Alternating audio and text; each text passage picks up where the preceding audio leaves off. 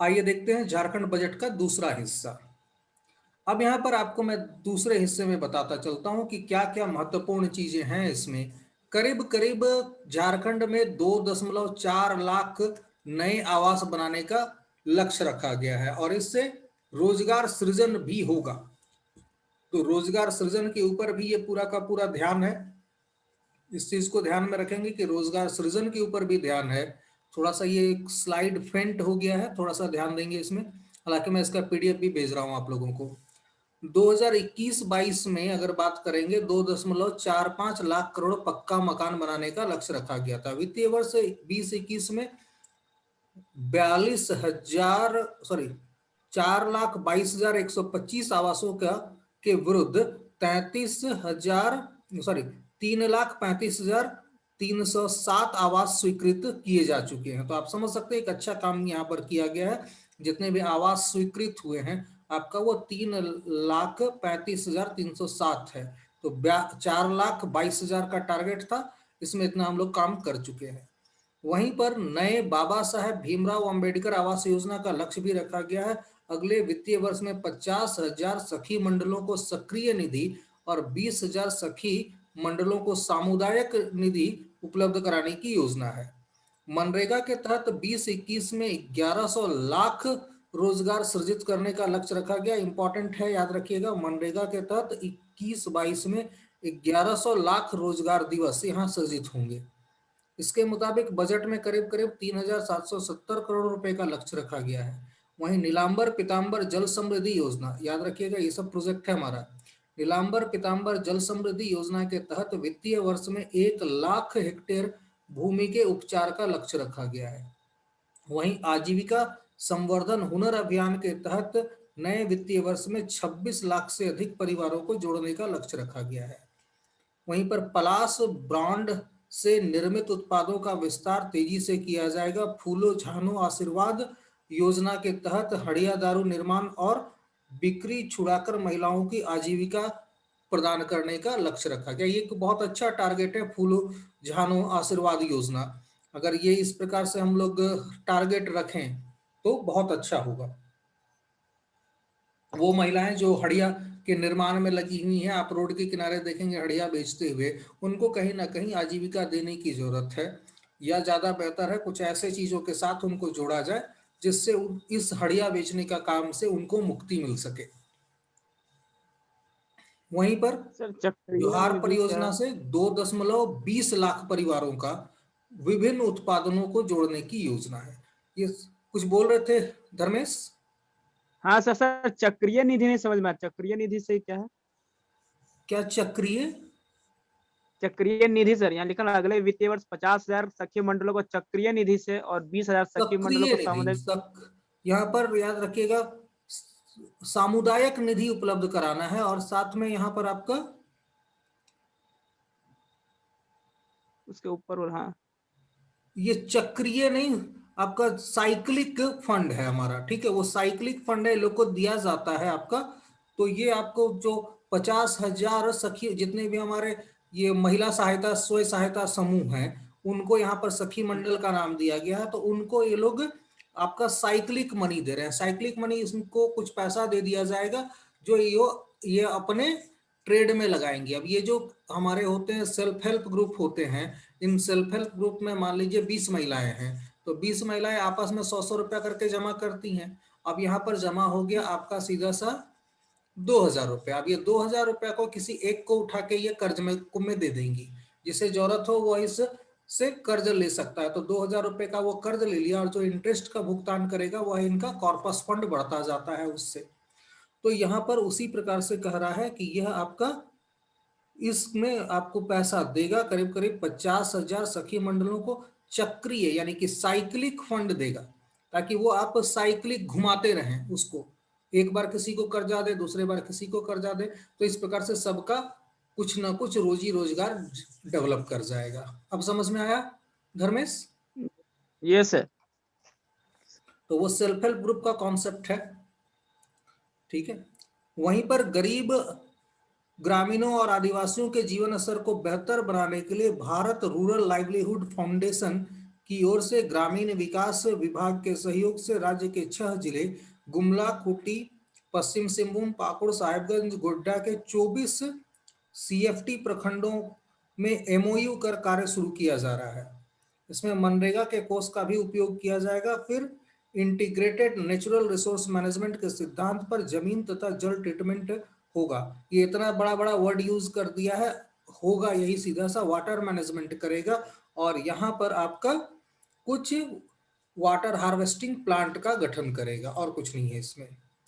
बिरसा हरित ग्राम योजना के तहत नए वित्तीय वर्ष में 25,000 एकड़ भूमि पर आम और मिश्रित बागवानी का कार्य का किया जाएगा। तो यहाँ पर 25,000 एकड़ भूमि में यह काम किया जाएगा। तो एक बहुत बड़ी ये चीज है।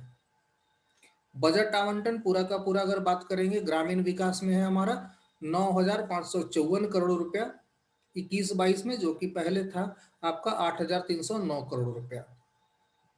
3,000 नए बाबा साहेब भीमराव अंबेडकर आवास योजना का लक्ष्य रखा गया। काफी कम रखा गया 3,000, लेकिन चूंकि सेंट्रल की योजना चली रही है तो अब यहाँ पर टोटल तो हम लोगों ने 3 लाख के आसपास रखा है, तो उसमें 3,000 बाबा साहेब भीमराव अंबेडकर आवास योजना का भी है। तो मनरेगा के तहत करीब करीब 1,100 लाख करोड़ रुपया रोजगार सृजित किया जाएगा। अब यहाँ पर देखो जो मेन प्रॉब्लम क्या है ये समझिए। ये जो डाटा नीचे प्रभात खबर दे रहा है, ये सीधे तौर पर जनवरी तक पिछला बजट में खर्च कर चुके हैं ये लोग 60% पैसा। यही है मुख्य समस्या। यहाँ पर 60% पैसा खर्च हुआ, ये तो खैर कुछ अच्छा डेवलपमेंट आप देख रहे हैं कि 60% जनवरी तक खर्च हुआ, तो फरवरी और मार्च में हमारा 40%, 2 महीना में 40%। अब यहाँ पर याद ये भी देख लीजिए। और हम लोगों ने शुरुआती 10 महीने में 60% खर्च किया है, तो 10 महीने में 60% खर्च हुआ और यहाँ पर 2 महीने में 40% खर्च करेंगे, तो ये कैसे होगा? तो यही होता है मार्च लूट। ये क्या होता है हमारा? मार्च लूट। आप लोग को समझना पड़ेगा ये टर्म क्या है, मार्च लूट। झारखंड में बड़ा चर्चा रहता है मार्च लूट का। अब यहां पर क्या होगा सोचिए, 10 महीना में 60% बजट का खर्च किया गया, अब 2 महीना में अंतिम 40% खर्च करेंगे, तो 40% में यहां पर काम होगा मुश्किल से 15%, और बाकी आपका जो 25% होगा वह काम को पूरा मान के विथड्रॉ कर लिया जाएगा पैसा, ताकि लैप्स ना कर जाए पैसा।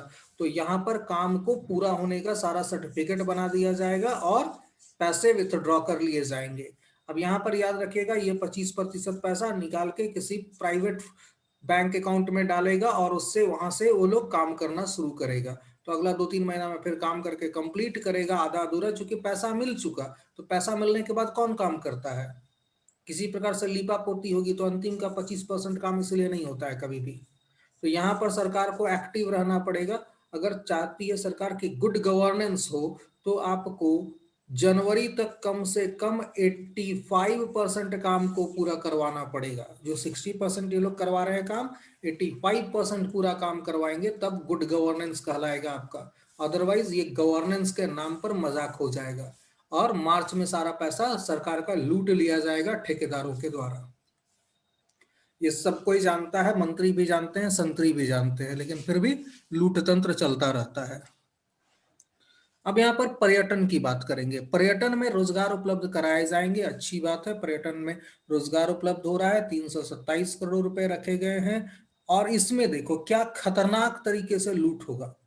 जनवरी तक महज 13.72%, यानी कि 10 महीना में ओनली 14% वर्क किया गया है। अब 2 महीने में ये लोग जो रेस्ट बचा हुआ है वो 85% काम करेंगे। How is this possible? यही है मार्च लूट का सबसे खतरनाक तरीका। 85% में मुश्किल से 15% काम कर पाएंगे 2 महीना में, फरवरी और मार्च में। बाकी आपका 70% पैसा लूट लिया जाएगा झारखंड का, जिसका कोई काम धंधा नहीं होगा। तो ये सबसे फेलियर मंत्री है आपका हफीजुल हसन अंसारी। ऐसे मंत्रियों की कोई जरूरत नहीं होनी चाहिए, जो काम आप 15% 10 महीना में करवा के आए हैं। बाबूजी के साथ नाम पर शायद ये पॉइंट हुआ है। ऐसे लोगों का कोई मतलब नहीं होता है कि इन लोग को रखना भी चाहिए। क्या फायदा है ऐसा रखने का? सोचो 10 महीना में 13% केवल काम करवा पाया है। अब बाकी क्या करेगा, मार्च में 70% पैसा विथड्रॉ करवा लेगा। अब ये इसीलिए काम ही करवाता है, इसको 327 करोड़ रुपए ऐसे फंड भी इसको कम भी मिलता है। अब उसमें भी ये 327 करोड़ रुपया भी खर्च नहीं कर पाया, 320 करोड़ रुपया। समझिए क्या कर रहा है ये साल भर से। अब यहां पर देखिए नेक्स्ट है हमारा आने वित्तीय वर्ष में कल्याण विभाग के लिए। अब कल्याण विभाग 100 करोड़ रुपए का वृद्धि किया गया है। तो यहां पर याद रखिएगा 1818 करोड़ रुपया पहले इस बार व्यय किया जाएगा, पिछले बार 1718 करोड़ रुपया था। इसमें फिर भी ठीक ठाक काम हुआ है, 55% कार्य करीब करीब हो गया है इसका। फिर भी इसको मोटा मोटी थोड़ा ठीक माना जा सकता है। होना तो 85% चाहिए था काम, लेकिन ये 55% हुआ, 30% ये भी अभी भी पीछे है। शहीद ग्राम विकास योजना के तहत गांवों का विकास होगा, स्मारकों का जीर्णोद्धार होगा, शहीदों की मूर्तियां लगेंगी। अब जो करना है कीजिए, वो सारा चीज अलग चीज है। जो भी करेंगे रोजगार का सृजन तो होगा ही होगा। अब यहां पर देखिए क्या क्या है। मरांग गोमके जयपाल सिंह मुंडा पारदेशीय छात्रवृत्ति योजना के तहत राज्य के 10 युवाओं को हर साल ग्रेट ब्रिटेन, उत्तरी आयरलैंड और चयनित विश्वविद्यालयों एवं संस्थानों में भेजा जाएगा। तो यहाँ पर 10 लोगों के लिए यह आपका स्कीम निकाला गया है। तो 10 लोगों को यहाँ पर अब दे रहे हैं हम लोग, मरांग गोमके जयपाल सिंह मुंडा पारदेशीय छात्रवृत्ति योजना। अब 10 ही लोगों को देना है, तो ये झारखंड के किसी बिजनेसमैन को दे देते कि इसका फाइनेंस करेगा, इसका फाइनेंस मैनेज करने की जरूरत थी, इसे सरकार खर्च करने की जरूरत नहीं थी। अब चूंकि आपको 10 ही देना है, तो 10 देना है, तो कोई भी यहाँ पर 2-4 बिजनेसमैन ही को बोल देते, तो वही लोग इसका फाइनेंस कर देता।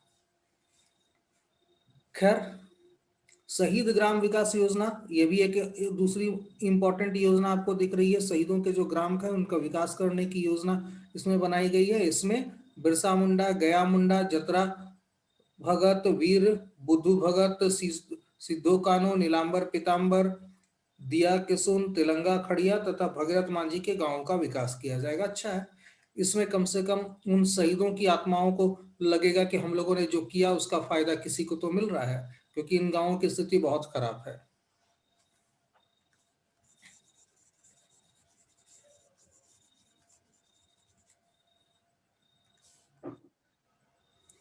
और देखिए अब यहाँ पर खाद्य सार्वजनिक वितरण एवं उपभोक्ता मामले, इनका विभाग है। ये गुरुजी किचन की योजना इन्हीं के पास है। करीब करीब 2060 करोड़ रुपया का इनका बजट है। ये अभी तक 47% काम कर चुके हैं। 85% काम होना चाहिए था, और कम यह 37% काम में पीछे है ये डिपार्टमेंट।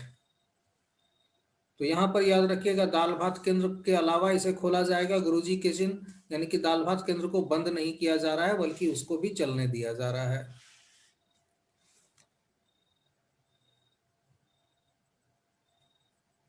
तो ये पूरा का पूरा इस प्रकार से है। जन वितरण प्रणाली के दुकानों को यहाँ पर संख्या में समानता लाया जाएगा। कार्ड किसी के पास ज्यादा है, किसी के पास कम है, तो इसको थोड़ा सा इक्वलाइज करेगा।